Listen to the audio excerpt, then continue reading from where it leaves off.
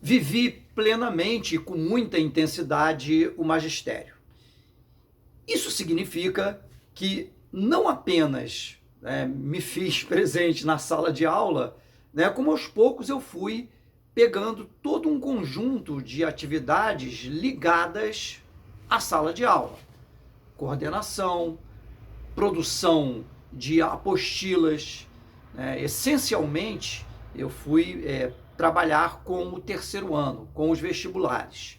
Então, formamos grupo e produzimos apostilas, que era um ganho complementar interessante.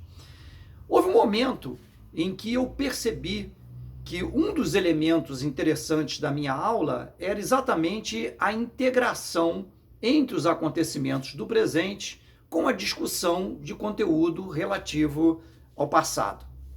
E aí, eu a cada aula eu trazia sempre um comentário sobre acontecimentos do momento e resolvi organizar isso. Foi aí que surgiu o chamado Fragmentos da Realidade, porque eram recortes de jornais, reportagens, ou coisas que eu produzia, e uma vez por mês eu fazia aquela edição, fazia um caderno. E vendia aquilo nas escolas, aquilo fez um sucesso imenso. Na época, você não tinha ainda essas informações circulando de maneira organizada e com os comentários que eu fazia. Posteriormente, isso se integrou à dinâmica das escolas e passou a ver até a própria Abril Cultural passou a produzir um caderno e vender nas bancas chamado Atualidades.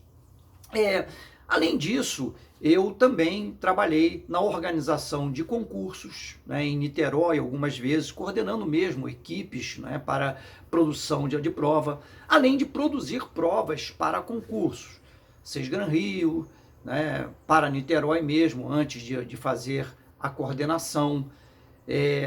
Foram atividades que foram importantes como complemento. Fiz parte de bancas para corrigir provas de concursos e chegamos, na época ainda da Sesgran Rio, você fazia o comentário ali dos gabaritos assim, ao vivo, a prova saindo e as equipes formando e a gente fazendo aqueles comentários. Então, tudo isso foram atividades importantes no magistério e que me permitia assim, viver aquilo plenamente. Então eu não era alguém que dava minha aula e voltava para casa. Eu dava minha aula e estava pensando, e estava discutindo e participando, e também dentro das lutas políticas que envolviam sindicatos, grupos de discussão, tudo isso foi assim uma vida bem intensa de atividades múltiplas